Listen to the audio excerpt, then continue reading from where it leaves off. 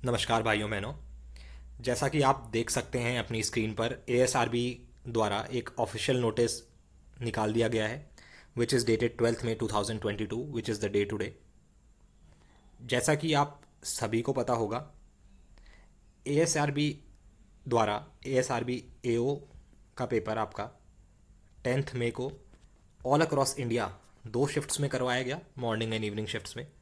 इसमें स्टूडेंट्स को different centres all across India, ऐसा नहीं कि एक डिफरेंट पर्टिकुलर एरिया में ऐसी प्रॉब्लम्स आई हों, बहुत जगह डिफरेंट टाइप्स ऑफ प्रॉब्लम्स आई हैं। वो प्रॉब्लम्स भी मैं इस वीडियो में डिस्कस करूंगा, क्या क्या इसके सॉल्यूशंस हो सकते हैं ये भी डिस्कस करूंगा, और क्या इंपॉर्टेंट एएसआरबी द्वारा इन्फॉर्मेशन इस नोटिस में दी गई है ये भी मैं आप तक पहुंचाने की कोशिश करूंगा। तो इस वीडियो को आप जरूर से लास्ट तक देखें और आप हमारे चैनल को भी सब्सक्राइब करें जिससे इससे रिलेटेड कोई भी इन्फॉर्मेशन हो वो जल्द से जल्द आप तक पहुंच पाए। तो चलिए शुरुआत करते हैं, देखते हैं एसआरबी द्वारा जो नोटिस दिया गया उसमें उन्होंने द्वारा क्या लिखाया गया है। देखिए, बट उससे पहले मैं 2-3 पॉइंट आपके साथ डिस्कस करना चाहूँगा। एएसआरबी द्वारा जो ये मॉर्निंग एंड इवनिंग शिफ्ट में एओ एफएओ का पेपर कराया गया, उसमें जो मेन पॉइंट्स कुछ निकल के आए हैं। एक पॉइंट तो ये है कि कई जगह सर्वर डाउन रहा, जिसमें स्टूडेंट्स की कोई भी मिस्टेक नहीं है। ये जो मिस्टेक है एंटायरली ये तो हो गई आपकी एएसआरबी की, तो स्टूडेंट्स को इस एनी केस इसमें सफ़र करना नहीं चाहिए। पहली बात एक तो हो गई सर्वर की बात। दूसरी बात अब ये है कि इन्होंने एक आज इंपॉर्टेंट नोटिस निकाल दिया। देखते हैं इसमें ये क्या लिख रहे हैं। The subject is online tier 1 CBT of administrative officer and finance and accounts officer FNAO examination. इसमें बोल रहे हैं कि ऑनलाइन टायर 1 आपका जो हुआ था, इट वॉज हेल्ड ऑन 10 मई at various centres across the country, जैसा मैंने आपको बताया। In case of specific slots of the following centres examination could not be held due to technical problems. तो ये इन्होंने कुछ स्लॉट्स की और different centres all across India की आपकी लिस्ट दे दी है। तो देखिए, मैं यहाँ पे एक चीज़ हाईलाइट करना चाहता हूँ और I want to bring this to the notice of ASRB authority as well. ये जो सेंटर्स हैं वो तो हैं ही, मैं ये नहीं बोल रहा ये सेंटर्स नहीं है, बट इसके अलावा भी आपके कई ऐसे सेंटर्स हैं या कई ऐसी जगह थी इंडिया में जहाँ पर आपका एग्ज़ाम तो कंडक्ट कराया गया, ऐसा नहीं एग्ज़ाम कंडक्ट नहीं कराया गया, कराया तो गया, बट वहाँ पे स्टूडेंट्स को काफ़ी दिक्कतें फेस करनी पड़ी। फॉर एग्जांपल, जिस सेंटर पे मैं अपना एग्ज़ाम दे रहा था, वहाँ पे स्टूडेंट्स जब बीच में एग्ज़ाम दे रहे थे तो उनका सिस्टम हैंग हो गया, they went out of server, वो डिस्कनेक्ट हो गया। As a result they lost time 10 to 15 minutes, और एक आपका जो फ्लो होता है एग्ज़ाम का वो पूरा बिगड़ जाता है, एंड आप थोड़ा डिस्टर्ब हो जाते हैं। तो उस तरीके से आप अपना पेपर नहीं कर पाते, जिसमें स्टूडेंट्स की मैं नहीं मानता कोई भी गलती है, बिकॉज स्टूडेंट्स को दूर दूर से ट्रैवल करके अपने एग्ज़ाम सेंटर तक पहुंचना होता है। हर कोई एग्ज़ाम सेंटर के नज़दीक तो रहता नहीं है। तो इसका कॉग्निजेंस एएसआरबी अथॉरिटी को जरूर लेना चाहिए, बिकॉज इन सेंटर्स के अलावा भी कई जगह ऐसी दुविधाएं आई थी। साथ ही वो लिख रहे हैं कि it has been decided to reconduct the examination for the above centres on 21 मई 2022। अब देखिए, जो ये बोल रहे हैं कि एएसआरबी का जो एग्ज़ाम है इन पर्टिकुलर सेंटर्स पे जिनका एग्ज़ाम नहीं हो पाया उनके लिए ये रिकंडक्ट करवा रहे हैं 21 मई 2022 को, which is like 10 days from now. अब देखिए, इससे एक इंपॉर्टेंट चीज़ यहाँ पे मैं आपको हाईलाइट करना चाहता हूँ। हमारा जो एएसआरबी का पेपर 10 मई को हुआ, it was held in 2 shifts, morning and evening shift, right. 2 shift में एग्जाम हुआ था। जाहिर सी बात है पेपर का लेवल अच्छा खासा था। अगर जीके एंड आपकी इंग्लिश अगर ईजियर नोट पे बोल रहे हैं, तो मैंने भी खुद पेपर दिया था। जो आपकी क्वांटिटेटिव थी क्वांट, एंड जो आपकी रीजनिंग थी, it was on a good level. ऐसा नहीं था कि आप 50 में से 45 क्वेश्चन करके आ जाएंगे या 50 करके आ जाएंगे और आप रीजनिंग में भी उतने ही क्वेश्चन सही करके आ जाएंगे, ऐसा नहीं था। Even if you are preparing for SSC CGL, then also it will take you some amount of time आपको लगेगा। और अच्छे लेवल का उनके द्वारा, अगर लेवल नहीं तो मैं बोलूँगा तो लेंदी तो पेपर था, एटलीस्ट रीजनिंग लेंदी थी, आपको टाइम उसमें लगेगा, तभी आप good amount of question solve कर पाएंगे। तो इनके द्वारा 2 शिफ्ट में पेपर करवाया गया था। जाहिर सी बात है इसके बाद नॉर्मलाइज्ड स्कोर स्टूडेंट्स का आना था, जिसके बेसिस पे आपकी कट ऑफ डिसाइड होनी थी।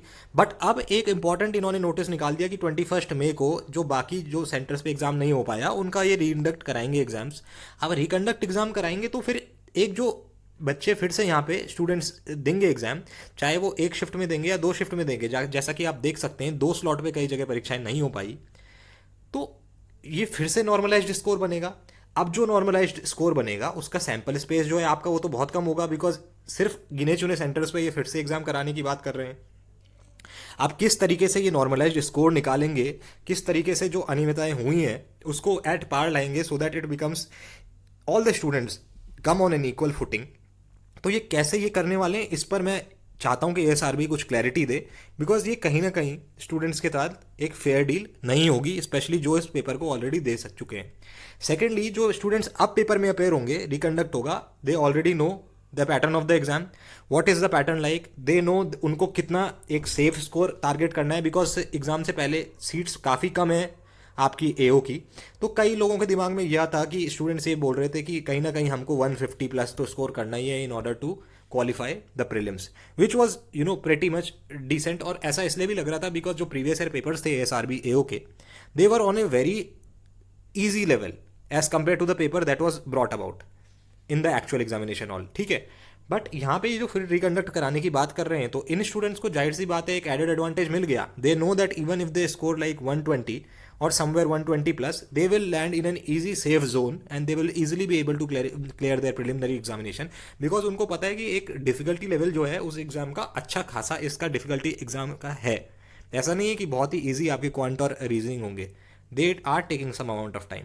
तो ये किस तरीके से नॉर्मलाइज स्कोर निकलेगा, किस तरीके से ये एक फेयर चांस हर एक स्टूडेंट को जो भी इसमें अपेयर हुआ है इक्वल फुटिंग पे एएसआरबी लाएगी, ये मैं देखना चाहता हूँ एएसआरबी द्वारा इस पर क्या क्लैरिटी दी जाएगी।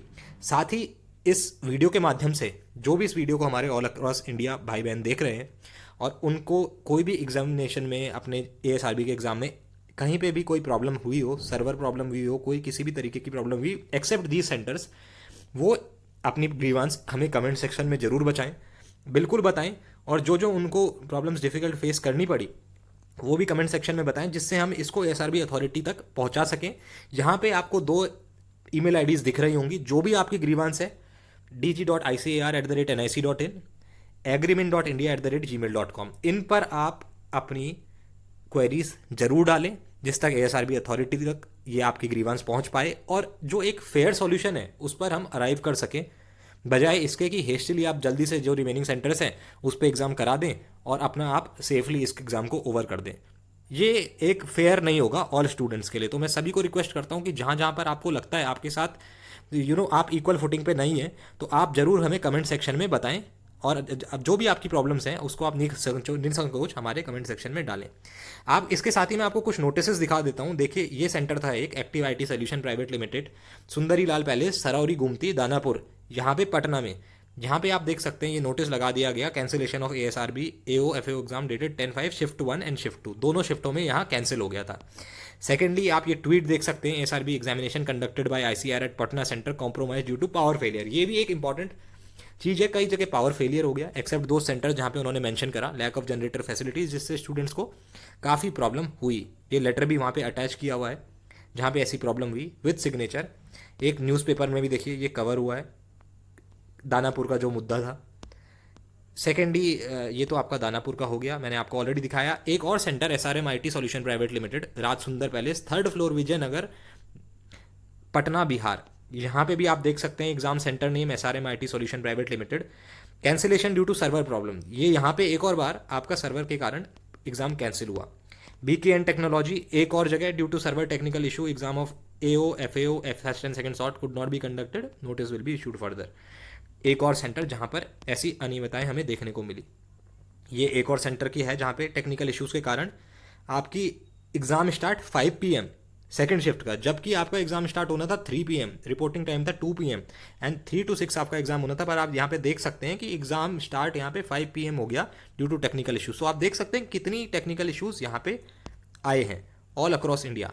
एंड अब सिंस एएसआरबी द्वारा एक ऑफिशियल नोटिस निकाल दिया गया है, बट स्टिल मैं आशा करता हूँ कि जो स्टूडेंट्स ये जो एएसआरबी द्वारा नोटिस निकाला गया है इससे सेटिस्फाइड नहीं है, हमें कमेंट सेक्शन में ज़रूर बताएं जो जो डिफिकल्टीज आपको फेस करनी पड़ी और क्या आप सोचते हैं कि क्या एक फेयर सॉल्यूशन हो सकता है to all the candidates who have appeared for this ASRB AO examination after lot of hard work and travelling long distances to reach their examination hall. आशा करता हूँ कि आप अपनी फर्दर प्रिपरेशन कंटिन्यू रखेंगे। ये सब तो आपकी लाइफ में चलता रहेगा अगर आप स्टूडेंट हैं, बट येस, जो इनजस्टिस है वो किसी के साथ नहीं होना चाहिए। सबको एक इक्वल चांस और एक फेयर चांस मिलना चाहिए अपने एग्ज़ाम को देने का। तो इसी आशा के साथ मैं आशा करता हूँ कि आप ज़रूर से हमें अपनी जो भी डिफ़िकल्टीज़ हैं वो कमेंट सेक्शन में बताएंगे और जो भी सॉल्यूशन है, आपकी कोई क्वेरीज़ हैं, कोई सजेशंस हैं, तो वो भी आप हमें हमारे कमेंट सेक्शन में दे सकते हैं। तो चलिए, all the best and keep learning. Do subscribe to our YouTube channel to keep yourself updated. Thank you.